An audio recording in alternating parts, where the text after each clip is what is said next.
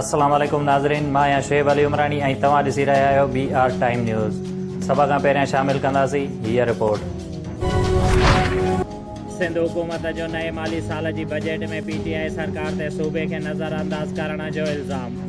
वॾे वज़ीर मुराद अली शाह चयो आहे त हिक पाकिस्तान जी ॻाल्हि कंदड़ ॿ पाकिस्तान ठाहे छॾिया आहिनि। सिंध खे तरक़ियाती बजट में नज़रअंदाज़ कयो पियो वञे। मुज़ाहिमत कंदासीं। वफ़ाक़ सूबे में तरक़ियाती बजट पाण ख़र्च करे पर सूबाई हुकूमत सां मुशावरत ज़रूरु कई वञे। ईस्ट इंडिया कंपनी न बणायो। NH नालनि जी सफ़ाई ऐं दरियाहनि जी स्कीम नाहे ॾिनी वई। पीपल्स पार्टी 4 भेरा मरकज़ ऐं 6 दफ़ा सिंध में हुकूमत कई पर सूबे में हिकु मोटरवे बि न ठाहे ॾिनो। मुराद अली शाह कहिड़े मुंहं सां वफ़ाक़ ते माटेली माह वारो सुलूक करण जो इल्ज़ाम ॾेई रहियो आहे। वफ़ाक़ी वज़ीर असद उमर चयो आहे त PTI जी हुकूमत सभ खां वधीक तरक़ियाती स्कीमूं सिंध खे ॾिनियूं आहिनि। सखर हैदराबाद मोटरवे लाइ 200 अरब रखिया आहिनि। सिंध जे पाणी मंसूबे लाइ 25 अरब रखिया आहिनि। वफ़ाक़ सिंध जे अवाम लाइ कमु करे पियो, सिंध हुकूमत लाइ कमु न कंदो। अवाम खे मुआशी ऐं इक़्तिसादी हवाले सां जल्द ख़ुशख़बरियूं मिलंदियूं। ॾुखिया ॾींहं गुज़री विया, सुठे दौर जी शुरूआत थी चुकी आहे। वफ़ाक़ी काबीना जे इजलास में ॻाल्हाईंदे वज़ीर आज़म चयो त हाणे सुठा ॾींहं शुरू थी विया आहिनि, अवाम खे हाणे घणो कुझु मिलंदो।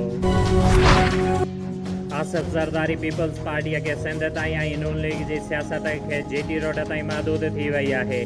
वफ़ाक़ी वज़ीर फवाद चौधरीअ चयो आहे त नून लीग परॾेह में रहंदड़ पाकिस्तानियुनि खे वोट ॾियण जे हक़ जी मुखालिफ़त कई आहे।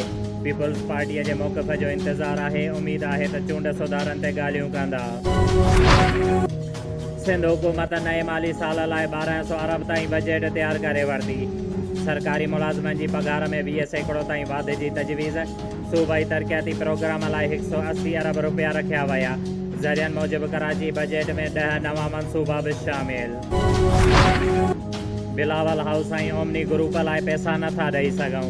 वज़ीर आज़म सिंध जे पुठिते पियल माण्हुनि लाइ कमु करे रहियो आहे। उन करे मुराद अली शाह खे तकलीफ़ थी रही आहे। सिंध असेंबलीअ में अपोज़िशन लीडर हलीम आदिल शेख चयो आहे त मनसूबनि में अवाम जा पैसा खाईंदड़ जॾहिं जेलनि में वेंदा त 2 न पर 1 पाकिस्तान हूंदो। बेरिया टाउन वारो एहतजाज पुरअमन हुयो। जिन माण्हुनि वगोड़ कया उन्हनि जो वास्तो पीपल्स पार्टीअ सां हुयो। पाकिस्तान में क्रिकेट सीरीज़ जो मैचिस सिधी रीति ॾेखारण लाइ PTV ऐं भारती कंपनी विच में मुआहिदे वारी दरख़्वास्त रद्द। वफ़ाक़ी काबीना वालारियल कश्मीर जे पुराणी हैसियत जी बहालीअ ताईं भारत सां वापारी लाॻापनि जी मुखालिफ़त करे छॾी। देहरकी वेझो 2 मुसाफ़िर ट्रेनुनि में ख़तरनाक हादिसे बैदि बंदि पियल रेलवे ट्रैक खे बहाल कयो वियो। हादिसे में फ़ौत थियल 65 मुसाफ़िरनि मां 51 जा मड़ सुञाणप बैदि वारसनि हवाले। 9 लाशनि जी सुञाणप न थी सघी। बेरिया टाउन वाक़िए बैदि क़ौम परस्त क़यादत ख़िलाफ़ वधीक 9 केस दाख़िल। क़ौम परस्त क़यादत ख़िलाफ़ केसनि जो अघु वधी 12 थी वियो। सरकार जी फ़रियाद ते दाख़िल करायल 2 केसनि में जलाल महमूद, कादिर मक्सी, सनान कुरैशी, अयाज़ लतीफ़ पलीजो ऐं सिंध एक्शन कमेटीअ जा ॿिया अॻुवान नामज़द। जिस्कम चेयरमैन सनान कुरैशीअ खे गिरफ़्तार करे गुम करण ख़िलाफ़ सिंध हाई कोर्ट में पटीशन दाख़िल। जिस्कम चेयरमैन जे भाउ हुसैन कुरैशीअ पटीशन में IG सिंध ऐं रेंजर्स खे धुर बणायो। जिस्कम जे सॾ ते मुख़्तलिफ़ शहरनि में धरणा हया विया। कराचीअ में बेरिया टाउन वारे धरणे खां पोइ जिस्कम चेयरमैन सनान कुरैशीअ खे गिरफ़्तार करण वारे अमल ख़िलाफ़ जिस्कम नवाब शाह पारां अली रज़ा ख़ासकेली, सरफराज़ मेमून, मुनीर अबड़ो, राशिद चांडियो, सैयद नासिर शाह, काशिफ लाखो, हनान अब्बासी ऐं ॿियनि जी अॻुवाणीअ में मरण घड़ीअ वारी बुख हड़ताल अॼु ॿिए ॾींहुं बि नवाब शाह प्रेस क्लब ॿाहिरां जारी। उन मौक़े ते अॻुवाणनि चयो त कराचीअ में बेरिया टाउन वारे धरणे खां पोइ जिस्कम चेयरमैन सनान कुरैशीअ खे कराचीअ जे इलाइक़े गुलशन हदीद मां घर ते चढ़ाई करे सर्च ऑपरेशन करण बैदि घर मां गुम कयो वियो आहे, जंहिंखे 28 कलाकनि बैदि वक़्त ताईं ज़ाहिर न कयो वियो आहे न ई अदालत में पेश कयो वियो आहे। जंहिंजी असां सख़्त लफ़्ज़नि में मुज़म्मत कयूं था। हुननि मुतालबो कयो त जिस्कम चेयरमैन सनान कुरैशीअ खे जल्द खां जल्द आज़ादु कयो वञे। ॿी सूरत में सख़्त deputy inspector general of police शहीद बेनज़ीराबाद रेंज इरफान अली बलोच अॼु सांगड़ जो दौरो कयो। उन मौक़े ते SSP Sanghar doctor Farooq Ali, DSPs, हेड ऑफिस ब्रांचिस, SHOs ऐं सीनियर ऑफिसर्स पारां DIG जो इस्तक़बाल कयो वियो ऐं पुलिस जे दस्ते पारां सलामी ॾिनी वई।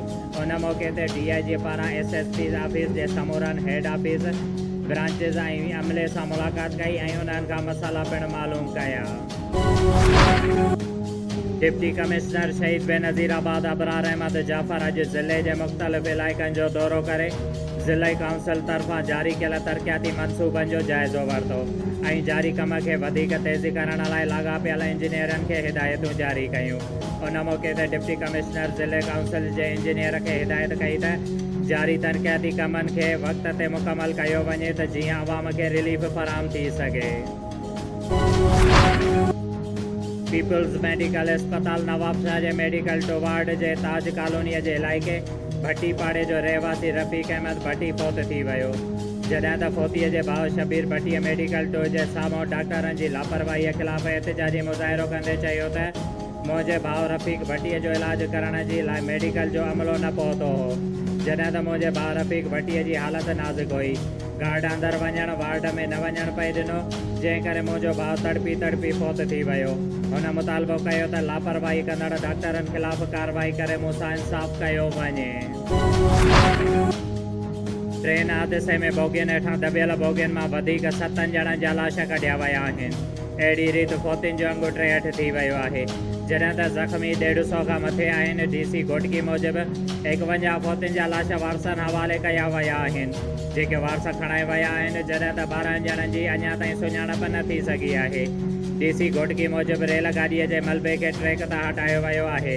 ॿिए पासे तहरीक अंसारुल मुस्लिमीन ज़िले घोटकीअ जा कारकुन आल महर सिंध फाउंडेशन महर इताद समेत केतिरनि ई तंज़ीमुनि हिसो वरितो ऐं ॿिए ॾींहुं बि मुख़्तलिफ़ इस्पतालुनि में वञी ज़ख़्मी माण्हुनि जी अयादत कई ऐं उन्हनि खे खाधे पीते जो सामान पिणु मुहैया कयो।